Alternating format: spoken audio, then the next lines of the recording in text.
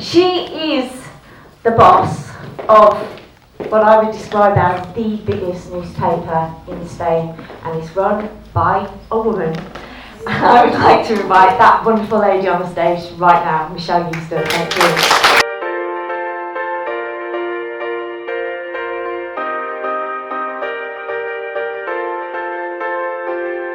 Tell your soul to me. I will never. Well, thank you very much, ladies. Not an hard act to follow. I've got Finnish ladies, I've got global superstars. What am I? I'm absolutely amazed by the positivity, the inspiration, the self-determination and the focus of these ladies that I've seen today. And I'm privileged and honoured to actually have been invited. So thank you. Happy International Women's Day. Happy you all deserve a round of applause. For one particular lady, for those who live on the coast, for those who see her on Facebook and every other media, half of which I actually am too old to understand, but I'm getting there. There is one lady who epitomises all that we are looking for. She's our inspiration. She never fails us. And for the ladies who couldn't be here today, and for the ladies who are, I think we all need to stand up and give a huge round of applause to Ali Meehan. Ali Meehan, please take the stage.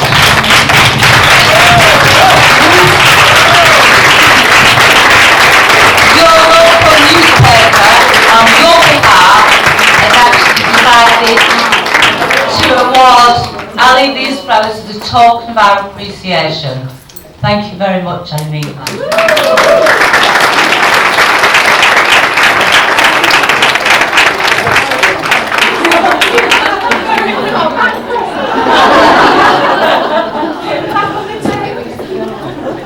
Thank you so much. Well, for those of you who need an introduction to my nails, they belong to Michel Euesden. Michel Euesden is the CEO of the largest English language newspaper in Europe. And that's not me saying that, that's actual fact. We publish more papers than anybody else in the industry in English language abroad. So therefore you will not find a bigger newspaper. We're not a hard-hitting newspaper. You can all get news every single minute of the day. What we do is we deliver news that's appropriate to you. And people say we're a clappy, happy newspaper. I can see bad things in life all the time. I want to give you a reason why you've chosen to adopt Spain as your home. You've chosen those cultures. You've chosen that language. You've chosen to be a pioneer by moving abroad. So that's what the Euro Weekly gives you. And Michel Euesden is CEO of that. Michel Euesden is also the loving wife of Stephen Euesden, a fellow publisher and shareholder. Michel Euesden is a loving mother to Benjamin George. For those of you who know him, he's quite a colourful chappy, to say the least. I'm a grandmother to 4 beautiful children. I'm also the lucky owner of 3 lucky dogs, Percy Mouse, Doris, Dennis. I think the names say it all. I'm also the employer of Amelia, of Natalia, of Lonnie, of Packy. The list goes on. There's 160 people every single month rely upon that CEO to do her job right. That's one of a hell of a responsibility. What else am I? I'm a friend. I'm a friend to Nikki. I'm a friend to Jenny, to Tony, to Bill, to Maria. Again, I'm very, very fortunate. I'm also very grateful for all of these things. However, I am Michel Euesden, and those are my initials, M.E. So you'd think, with those initials, that I'd be the most defined, focused, positive person you could ever meet. And I was. And that's where my journey begins. Now, to this wonderful lady here, my title is actually the F word, but not your F word. My title, and please don't shoot me Fiona or Ali, my title actually is the F word, which starts with failure. And that's where my journey began.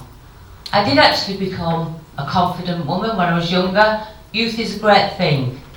And then as we get older, we then start to go through this word that I think you're all actually too young for yet, but it's called the menopause.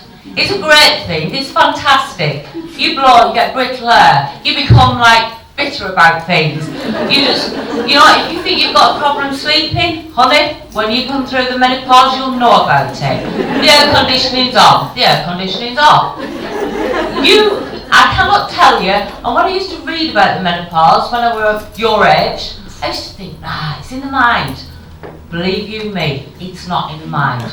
You get brain fog. Who am I? Oh yeah, I'm Michel Euesden. That's why they've really got, my brilliant team have actually got this up here. But no, you're coping with that. You're just absolutely going through it. And guess what? Your significant other half, if he's male, then he starts to go through it as well. Now Mother Nature, she's wonderful, she is.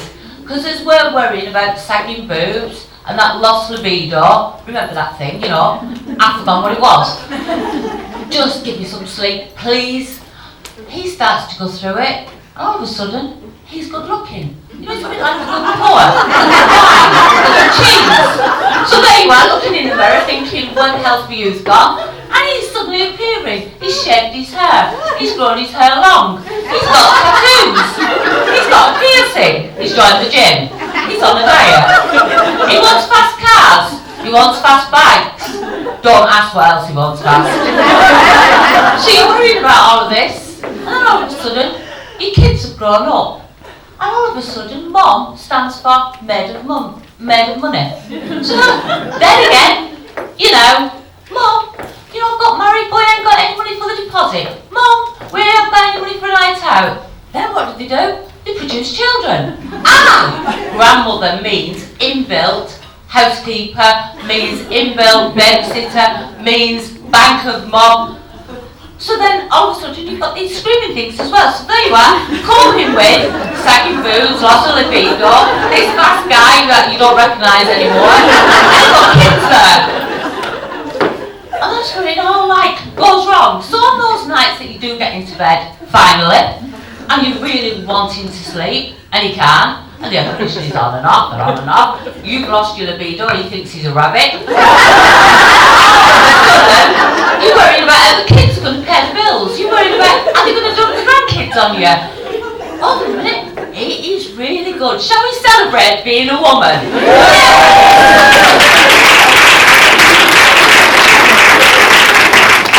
Now that other F word, now don't get excited here, like Miss Finland, but this other F word is suddenly introduced into my life.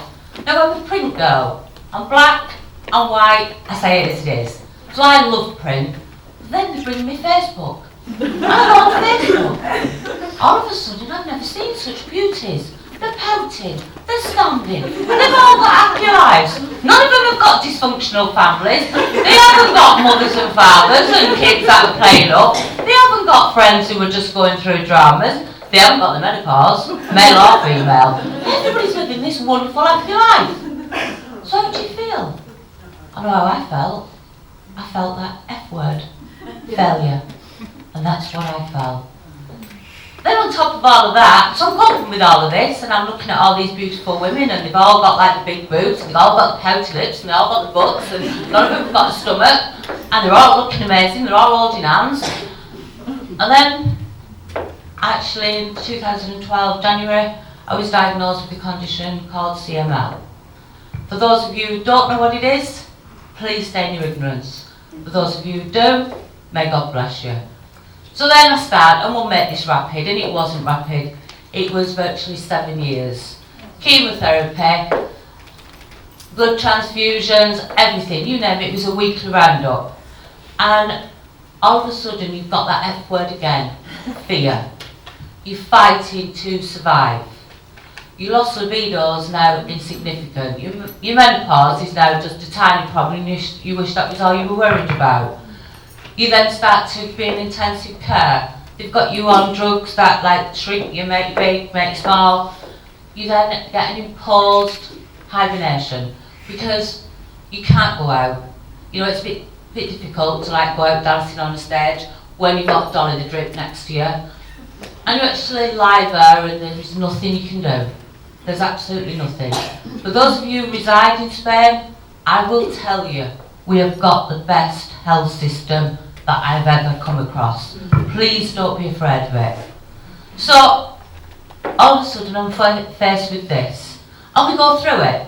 The husband stops his midlife crisis, I stop my menopause, and I've got a wonderful team. I reckon they're the best team in the business.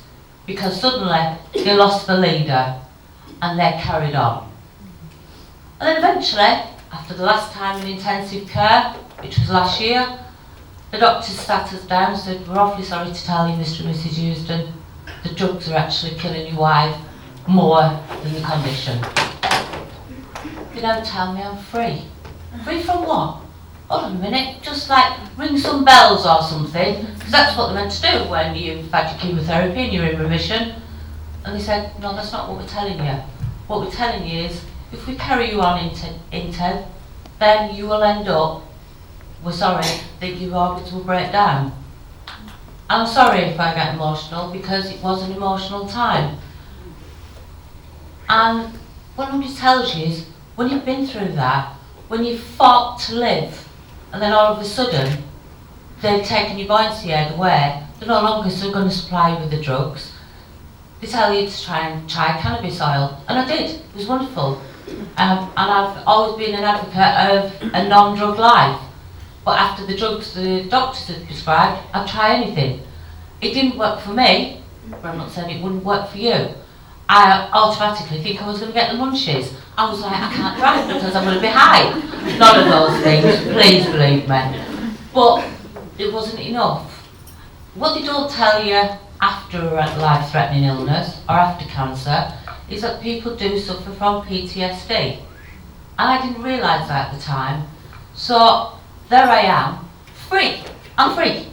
But I'm 7 years on. I don't recognise music. I spent half that 7 years in hospital. My friends had made new friends. People had made memories. My grandkids had got used to me not being able to do anything.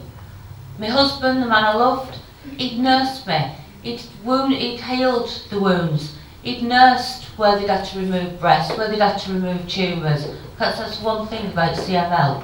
You don't know where those tumours are going to come. So I was no longer the person I was 7 years ago. Clothes go out of fashion, ladies, don't they, in 7 years? So you've got a wardrobe, because I haven't been shopping. I haven't done any of that. So I'm free for what? And all I did was I felt a complete failure. I didn't know if I was a victim or a survivor. So I took to Facebook again, and I looked at it. And there it was, this message, so powerful. Life can change in a moment. And I thought, you're damn right it can. You stole my life. In 2012, my life was stolen off me. And now you expect me to just climb back onto this world and just like go around again. But it kept going around my head. Life can change in a moment. Now, being somebody who's been a great follower of The Secret, the law of attraction, manifestation, everything. Obviously, as you can imagine, in January 2012, what did I do with that book? I threw it in the bin. Secret? Yeah, you can keep that one. Thanks very much. I didn't ask you, universe, to deliver this to me. You've not given me any solutions on how to deal with it. Well, there it was. Life can change in a moment. So I was looking through Facebook and all of these beautiful people were there. Then all of a sudden, I came across a woman who was real. A woman who was challenging. A woman who was challenging herself. She was challenging those around her. I like this woman. Now, I don't know anything about Facebook because you've got to remember I'm a print girl. So she could have been anywhere in the world. But I found out because somebody wonderful in my team told me how to send a message on Messenger. So I did. And guess what? That woman walked into my life. I didn't know. She didn't say what her profession was. She was a life coach. And she came to see me. And I've sat down and I thought, she is right. What she said was, and not my mistakes. Because prior to her coming, I'd actually stripped off. For the first time, I looked at my body. I looked at the fact that I didn't have a breast where there used to be a breast. I had parts of me missing where they'd removed tumours. I didn't recognise my face because they'd had to do so much reconstruction. And I tried everything not to face up to it. The wonderful Ellie had asked me 6 months ago to come to an event, and I bottled it. Why would I subject you to me when I couldn't even look at me? But what was worse wasn't the physical, it was the mental.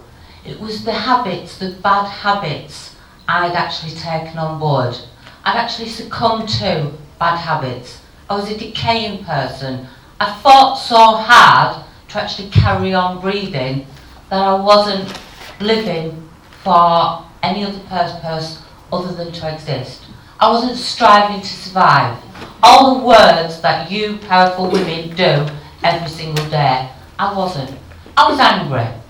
Why my body? Why me? Why did you rob my life? Why have you taken away my business from me? I was full of bitterness. You can't go forward when you keep looking backwards. And this lady made me face up to that. And then we started with the affirmations. These are the things she told me, and these are the things you are. I'm powerful. That's exactly what you are. You have got power within you. Use it. I'm beautiful. Yes, I am. So are you. Why? Because we're women and we survive. Take pride. Don't compare yourself to anybody else. You're in your lane alone, and you are beautiful.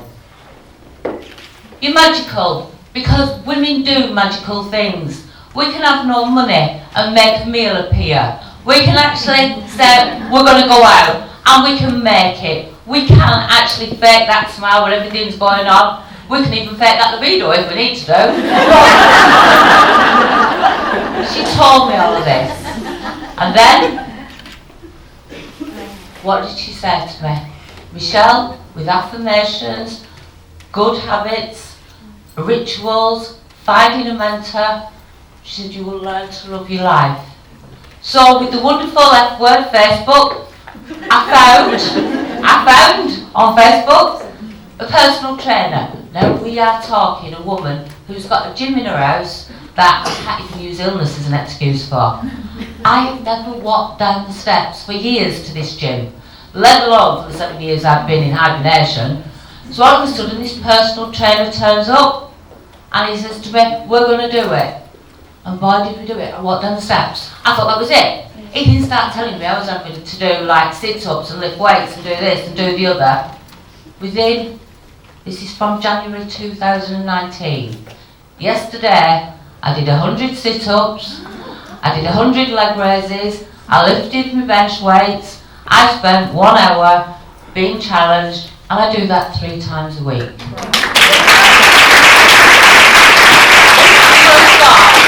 Fear of the gym, please believe me, there is nothing to be afraid of. There are far more things to be afraid of than the gym. So then I thought, okay, I've lived on tablets, Red Bull Light, and whatever other chocolate when I really wanted to be looked after. So then I reacquainted myself on the F word, Facebook. And I got myself the best nutritionist for me. So what did I need to eat? So I could be stronger in the gym, so I could be stronger in business, so I could be stronger in myself. Wonderful place, Facebook. Because what I'd actually done, the one word I'd hated when I left college, I hated the word boss. I didn't want to work for a boss. I didn't want emails to be sent to me, and in those days we didn't have emails incidentally. We used to get memos and things like that. I didn't want to be a boss. I didn't want to work for a boss. But my team ended up having a boss, somebody to give them instruction, and I didn't want that. I wanted to be a leader. I wanted us to break everything, every record we've ever had. I wanted them to be part of it. And these people, these 160 people, had grown in my time to become leaders of their own little communities, their own little compartments, their own departments. What a team. So I then got myself a mentor, because I had me hand told me to. And I found Tony Robbins. Now he might not suit all of you, but I adore him. And all of a sudden, my husband's now jealous. Because every morning, Tony Robbins is on there. Every night, Tony Robbins is on there. I adore Tony Robbins. I can really relate to Tony Robbins. He's had it all. He's another guy who was diagnosed with a brain tumour, and he's still not been undiagnosed. But if I could live half of his life, I think that I was fulfilled. He loves his life. So then I got everything like sorted in place. Then again, on Facebook, my Finnish beauty queen here tells me about Facebook and the F word. I then found, I don't know how she appeared, a photographer. And she contacted me and she said, I'm watching your journey. She said, and after life-threatening diseases or life-threatening events or anything, she said, I can come and take a picture of you. She said, through the lens, I will show you how you really look. And I said, no, I think you need to come and see me actually. First of all, I'm nearer like pensioning age and I am like 21, so let's like get that one clear. And she sat with me, and next week we've actually got the session booked, and I am going to take the photographs, and I am going to show the scars, and I won't put them in the Euro Weekly, and I won't put them over the mantelpiece, that is for sure. But I'll be able to look at them and say, yes, those back battle scars, those breasts that are damaged, those tumours in my legs, all of those things, they don't really matter, because I hope she actually gets the fact I love my life. So my challenges are, this month I'm going to walk the Concha Mountain. It's booked. My challenges are that I'm actually going to go and swim with the dolphins just outside of La Herradura, because that's what we did with my grandchildren, but I couldn't do it. The challenges are that I will make the best possible version of me. And I work every day. I found a wonderful book, and I'm sure you all know it. But if you know it, read it again. Miracle Morning. It's given me 7 hours a week, because every single day I get up 1 hour earlier every day, and I get up and I do something. I actually do something for me. I do my affirmations, I do my rituals, and I carry on my life. I've got more energy, and I'm actually running that team. So ladies, when you face that word failure, don't be afraid of it. It's a stepping stone to your next journey. It's a stepping stone to your next success. If you look at Facebook and you don't see the real world, look deeper, because there's some wonderful people on that. Facebook, I will say, can save lives. If you're afraid of failure, don't be. If you've got fear, physical fear in your stomach that cripples you from doing something, just remember, if I can do it, I know damn well you can. Please don't. And finally, avoid the F word fake. Some people are not going to like you. Some people are.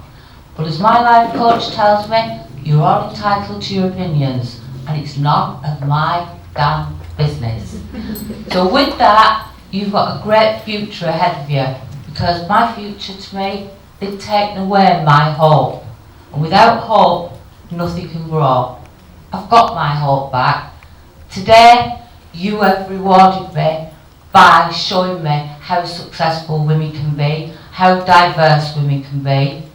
So, before we actually rock this room, because there is one song that I know is about you, and I hope every time you listen to it, you remember to reward yourself. Obviously, with the journey that we've been through, all of us as a team, the EWN, that I do have the scars, and I've tried everything. I've tried plastic surgery, but obviously you can't do that when you've got CML, because your immune system's worse than anybody else's, so you do get the infection, so it affects you. And 3 years ago I got introduced to a wonderful charity. I don't use them, but I advocate them, and that is Knitted Knockers. For me, a superb charity. And on behalf of the EWN, what we'd like to say is, because of our renewed passion, because of the hope that everybody has given me, we have had 2 brilliant months, and we would like to share that with Maria, and we'd like to dedicate this cheque today.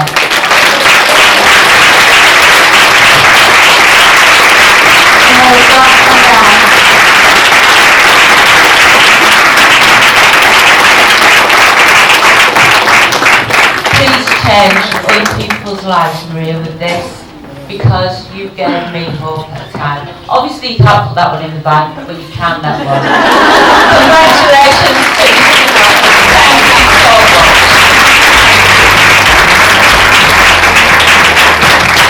This lady makes a difference. Right, let's help this lady to the Ashworth.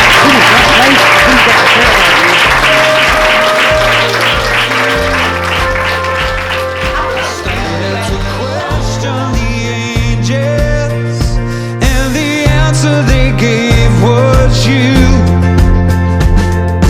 I cannot promise there won't be sadness. I wish I could take it from you,